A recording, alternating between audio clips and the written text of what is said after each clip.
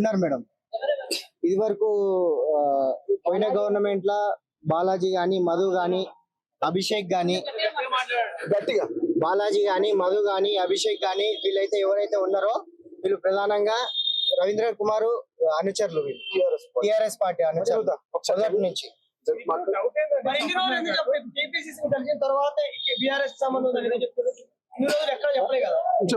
వాస్తవానికి మాకు ఇప్పుడు దాకా కూడా ఇట్లాంటి అవకాశాలు అంటే మాకు ఎప్పుడు దొరకలేదు. ఇంకోటి వాళ్ళు ఒక 1 year నుంచి కూడా మమ్మల్ని మబ్బి పెట్టారు, ఇస్తాం మీరు బయటికి వెళ్ళకండి, ఈ ఇష్యూ బయటికి రావద్దు అని చెప్పేసి, అట్లా బయటకు వస్తే మీకు రూపాయి కూడా రావని చెప్పి మమ్మల్ని బెదిరించారు. ఎవరైతే బాలాజీ ఎవరైతే మధురు వీళ్ళు మమ్మల్ని బెదిరించారు కాబట్టి ఇప్పుడు దాకా మేము బయట చెప్పలేదు. వాస్తవానికి ఏంటంటే ఈ బాలాజీ అనే క్యాండిడేట్ మన పియపల్లి మండలం నుంచి జెడ్పీటీసీ కూడా టీఆర్ఎస్ తరఫున పోటీ చేద్దామని చెప్పేసి కూడా అన్నాడు. ఆయన ఆల్రెడీ మన రవీంద్ర కుమార్ అనుచరుడే. ఈ మధు అనేట ఆయన కూడా ఆయన అనుచరుడే. అభిషేక్ కూడా బీఆర్ఎస్ పార్టీలో ఒక కార్యకర్త, ఒక లీడరే. రవీంద్ర కుమార్ మాజీ ఎమ్మెల్యే, ఇప్పుడు president MLA Balu Nayak Devarakonda, Congress party సంబంధించి అధికార పార్టీ.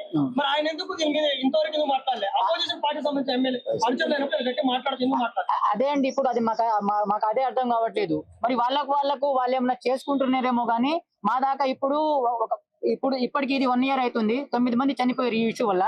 ఇప్పుడు దాకా మా స్థానిక ఎమ్మెల్యే ఎవరైతే బాలనాయక్ గారు ఉన్నారో ఇప్పుడు దాకా దీని మీద అసలు స్పందిస్తలేరు. ఆయన దేనికి స్పందిస్తున్నాడు కూడా మాకు అర్థం కాని పరిస్థితి. మేము చెప్పినా కూడా పట్టించుకోవట్లేరు. ఏ ప్రభుత్వం పట్టించుకోవట్లేదు, ఏ పార్టీ కార్యకర్త, ఏ ఎమ్మెల్యేలు కూడా పట్టించుకోవట్లేదు దీన్ని. మీరు అడిగిందని నేను చెప్తానా? సూర్యాపేటలో డీల్ చేసింది ఎవరు ఎగ్జాక్ట్లీ? వద్దులే, నేను చెప్తాను అన్న. మీరు అడిగిన ఫస్ట్ క్వశ్చన్ నుంచి నాకు అన్ని క్వశ్చన్లు అడగండి, నేను చెప్తాను.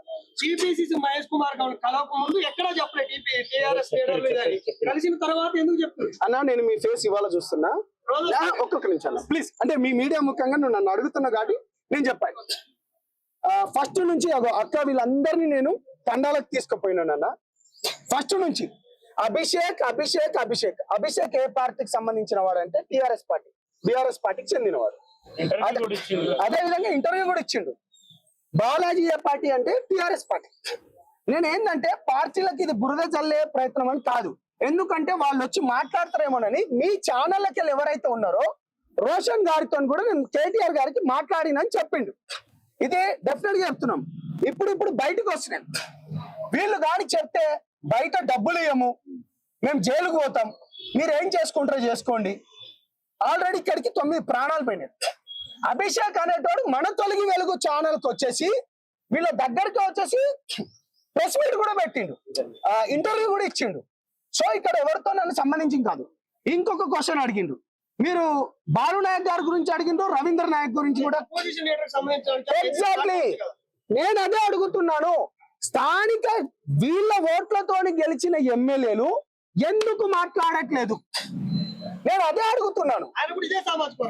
మళ్ళీ ఇదే సామాజిక వర్గం వీళ్ళతోని ఫోటోలు దిగినాయి, అభిషేక్ గాంతో ఫోటోలు దిగినాయి. వీళ్ళకి ఎవరైతే ఉన్నాయో ఆ వీడియోలు కూడా చూపెట్టండి. ఇప్పుడు అది ఒకసారి తీసి చూపెట్టండి. ఆయన వీడియోలు కూడా నాకు పంపించిన తీయండి, మీడియాకి చూపెట్టండి. ఈ ఎమ్మెల్యేలతో దిగిన వీడియోలు కూడా ఉన్నాయి. వాస్తవంగా ఏంటంటే వాళ్ళు మాట్లాడాలి, ఆ ఎమ్మెల్యేలు మాట్లాడాలి. ఇప్పుడు ఒక ప్రజాప్రతినిధి అన్న కాడ వస్తారు 100 మంది వస్తారు, 100 మంది దిగుతారు కావచ్చు. కానీ ఇదంతా జరుగుతున్న క్రమంలో ఎందుకు మాట్లాడట్లేదు? చాలా మంది పెద్దల పాత్ర కూడా ఉంది. మరి నేనేమనుకుంటున్నాను దానికంటే మీ మీడియా వాళ్ళకు కూడా తెలుసు ఇంత పెద్ద ఎత్తున జరుగుతుంది. 2 రాష్ట్రాలలో ఇది పెద్ద ఎత్తున జరుగుతుంది. ఇప్పటికి 9 మంది చనిపోయినరు, 4 హాస్పిటల్లో పన్నారు. ఈ మైక్రో ఫైనాన్స్ లో ఈ రాజకీయ నాయకుల భాగస్వామ్యం ఉందని మీరు అనుకుంటున్నారా? అన్న భాను అన్న, మీరు మీడియా వాళ్ళు, మీకు తెలిసిన వాళ్ళు, ఇవాళ సూర్యాపేట నుంచి కేంద్రంగా ఇవాళ ఏమేం పనులు జరుగుతున్నాయో దాన్ని కూడా త్వరలోనే బయట పెడతాం అనుకుంటా. ఆ కొన్ని వీడియోలు కూడా అవి కూడా వచ్చినాయి. బాధితుల పక్షాన మేము పెడతామన్నా. ఏమంటున్నా అంటే సూర్యాపేటలో ఒక వ్యక్తి కూర్చోబెట్టుకొని 10 రూపాయలైన ల్యాండ్ను ఇప్పుడు ఒక ఫర్ సపోజ్ ఒక 50 లక్షలు ఇచ్చిండు అనుకో, దానికి దాన్ని ఏం చేస్తాడు, 8 లక్షలు వీళ్ళు వడ్డీ ఏమైనా కట్టిండ్రు అనుకో, ఇక మిగతా 42 లక్షలు ఉంటాయి కదా, దానికి ఏమంటుండ్రు 10 రూపాయలు అయ్యేదానికి, అంటే 10 లక్షలు అయ్యేదానికి భూమిని ఇప్పుడు 40 లక్షలు, ఇక మీకు ఉన్నది గిదే, ఇక మీకుంటే ఇది లేకపోతే గిది, ఈ దందాలు చేస్తున్నారు. నేనేమంటున్నా అంటే బాధితులు పాపం ఇప్పటికే నెరిబడి చనిపోయాను. ఆ వయసులు చూడండి, ఏంటంటే ఆశ పెట్టిండు. ఇప్పుడు చాలా మంది అంటున్నారు మీరు ఎందుకు నమ్మిండ్రు. అరే మనిషిని నమ్మకపోతే ఇంకెవరిని నమ్ముతాడన్నా? ఇప్పుడు నన్ను నమ్ముకొని వచ్చే తమ్ముడు వచ్చిండు. ఇప్పుడు మహేష్ కుమార్ గౌడ్ గారి దగ్గరికి వెళ్దామని చెప్పి నమ్ముకొని వచ్చిండు. ఇక్కడ నేను పొడుస్తానో లేకపోతే ఏం చేస్తానో అనేది ఎవరికి తెలుస్తా అన్న?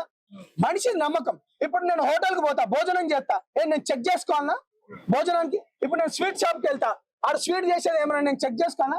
మనిషి నమ్మించిండు, మోసపోయిండు, న్యాయం చేయమని చెప్పి తిరుగుతున్నారు. ఆ రాజకీయ నాయకులు మాజీ ఎమ్మెల్యేలు వాళ్ళకి బయట పెడితే స్పీడ్ అనుకుంటా నేను చూపిస్తాను, ఒక్కొక్క నిమిషం చూపిస్తున్నాను. అన్నిటి చెప్తా. నేను ఇంతకు ముందు చెప్పినట్టు, అన్న ఇంతకు ముందు చూపించినట్టు, ఇదిగోండి బీఆర్ఎస్ పార్టీలో కూడా అనేక మంది నా మిత్రులు ఉన్నారు. వీళ్ళ ఉద్యమంలో బీఆర్ఎస్ పార్టీ అనేక నియోజకవర్గాల నుంచి సపోర్ట్ చేసింది. నేను వాళ్ళని అనట్లేదు, నేను చాలా క్లియర్ గా వాళ్ళని అనట్లేదు. నేను ఏమంటున్నానంటే అది చెప్తాను. ఇది స్థానిక ఎమ్మెల్యే రవీందర్ నాయక్ గారితో ఉన్న అభిషేక్, ఇతని పైన కేసు కూడా అయింది. ఒక్క నిమిషము జరుగుతుంది. ఇతని పైన కేసు కూడా అయింది. ఎందుకు మాట్లాడట్లేదు? నేను చాలా క్లియర్ గా ఇతన్ని అడుగుతున్నాను. ఎవరిని? ఆ ఎమ్మెల్యే ఎవరైతే ఉన్నారు, ఆగండి, ఆ మాజీ ఎమ్మెల్యే. నేను ఇదంతా వీడియో చూపిస్తున్నాను. అతను ఇప్పటి వరకు ఎందుకు చేయట్లేదు? దాని తర్వాత ఇంకోటి చూపిస్తా. ఇగో ఇది బాలాజీ నాయక్, చెప్తా. ఇగో ఇది బాలాజీ నాయక్. ఒక్క నిమిషం ఆదరబాయి. ఇదంతా బాలాజీ నాయక్. నేనేమంటున్నా అంటే దేవరకొండ ప్రాంతమే. ఒక ఎమ్మెల్యేకు ఆ ప్రాంతంలో జరిగేది తెలియకుండా 5 సంవత్సరాల నుంచి తెలుస్తుందా అన్న? నేను మిగతా అంతా అనట్లేదు. బీఆర్ఎస్ వాళ్ళు కూడా చాలా మంది సపోర్ట్ చేసిండ్రు. నేనేమంటున్నా అంటే వాళ్ళందరూ కలిసి పేద బిడ్డలై ప్రాణాలు పోతున్నాయి. బాధితులకు అంటే మేము చేసే పోరాటంలో బాధితులకు సపోర్ట్ చేస్తున్నారు. నేనేమంటున్నా అంటే ఎలిగేషన్స్ ప్రధానంగా ఎవరిపైన? అభిషేక్, బాలాజీ, మధు. నేను మీకు విత్ వీడియో ప్రూఫ్ తో చూపిస్తున్నాను. ఆ ఎమ్మెల్యే గారితో ఉన్నది. రవీందర్ నాయక్ మరి ఇప్పటిదాకా ఎందుకు మాట్లాడలేదు? మరి బాలు నాయక్ ఇప్పటి వరకు ఎందుకు మాట్లాడట్లేదు? బాలు నాయక్ గారి ముందు మాట్లాడాలి, ఎందుకంటే క్యాచ్ చేసుకోవచ్చు అపోజిషన్ పార్టీ. అంటే నేను ఏమంటున్నా అంటే మరి వీళ్ళిద్దరేమైనా దొంగల? నేను ఒకటే అడుగుతున్నాను. ఇప్పుడు పార్టీలు ఉన్నారు, పాపం గౌరవనీయులు మహేష్ కుమార్ గౌడ్ గారు చాలా క్లారిటీగా మాట్లాడారు. ఇది చాలా పెద్ద వ్యవహారం, దీనిపైన మేము పూర్తిగా విచారిస్తున్నాము, దోషులను వదిలిపెట్టేది అన్నారు. ఇప్పుడు మంగ్లీ మీద కేసు అయితే ఫైల్ అయింది అంటున్నారు కదా, మరి ఇప్పటిదాకా ఎందుకు పట్టుకోలేదు? మంగ్లీని ఎందుకు అరెస్ట్ చేయలేదు? తమ్ముడిని కానీ ఎందుకు అరెస్ట్ చేయలేదు? మేడం నేను ఏమంటున్నా అండి, మొదటి నుంచి మేము ఒకటే చెప్తున్నాం. మేము మంగ్లీ గారు మాట్లాడిన మాటల్ని బట్టే మేము ఇన్వెస్టిగేషన్ చేస్తున్నాం. మధుకు మంగ్లీకి సంబంధం లేదన్నారు. సంబంధం ఎట్లుందో బయట పెట్టాం. మిర్చి తోటది బయట పెట్టాం, వీడియోది కూడా బయట పెట్టాం. ఇప్పుడు మహేష్ కుమార్ గౌడ్ సార్ దగ్గరికి వచ్చుడుతోనే డెఫినెట్ గా మా ముఖ్యమంత్రి వర్యులు దీనిపైన చాలా సీరియస్ గా ఉన్నారు. పోలీస్ డిపార్ట్మెంట్ కూడా మేము మాట్లాడడం జరిగింది, డైరెక్షన్ ఇవ్వడం జరిగింది. వాళ్ళ పైన కూడా కేసులు అయినాయి అన్నారు. ఇప్పుడు ఇదంతా ఎవరు చేస్తున్నారు? ఇప్పుడు మధు అకౌంట్ నుంచి శివ చౌహాన్ అకౌంట్ కి డబ్బులు ట్రాన్స్ఫర్ అయింది కూడా మేము అనట్లే, ఈఓడబ్ల్యూ పోలీసు వాళ్ళే అన్నారు. మరి ఎప్పుడు జరుగుతుంది ఈ అరెస్టు? అదే విధంగా ఏం జరుగుతాయని పోలీసులు చెప్పాలి. ముఖ్యంగా నేను కేటీఆర్ అన్నకు ఒకటే రిక్వెస్ట్ చేస్తున్నాను. మనమందరం ఉద్యమాలు చేసిన వాళ్ళం, వీళ్ళందరూ పేద బిడ్డలు, వీళ్ళ తరపు నుంచి మీరు గొంతెత్తాలి. మన పార్టీలో ఉన్నారు అంటే మీ బీఆర్ఎస్ పార్టీలో ఉన్న వాళ్ళు, మధు కావచ్చు, బాలాజీ కావచ్చు, లేకపోతే మిగతా వాళ్ళు కావచ్చు, వీళ్ళందరూ అభిషేక్ కావచ్చు, వాళ్ళ వీడియోలు చూపించినాం, వాళ్ళ అన్ని చూపించినాం.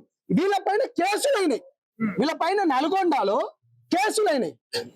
నేను ఎక్కడ బురద వెళ్ళడం కాదు, కేవలం ఆ ప్రాంతానికి సంబంధించిన వాళ్ళకే చెప్తున్నాను నేను. వాళ్ళు అడగాలి, వాళ్ళ కేటీఆర్ అన్న అడగండి, ఆ రవీందర్ నాయక్ ని అడగాలి, బాలాజీని, వీళ్ళందరిని ఎందుకు సస్పెండ్ చేయట్లేదు? మీరు కూడా నేను ఒకటే స్వాగతిస్తున్నానన్నా, మన పార్టీ తరపు నుంచి కూడా పేద బిడ్డల తరపు నుంచి మీరు మాట్లాడాలి, కొట్లాడాలి.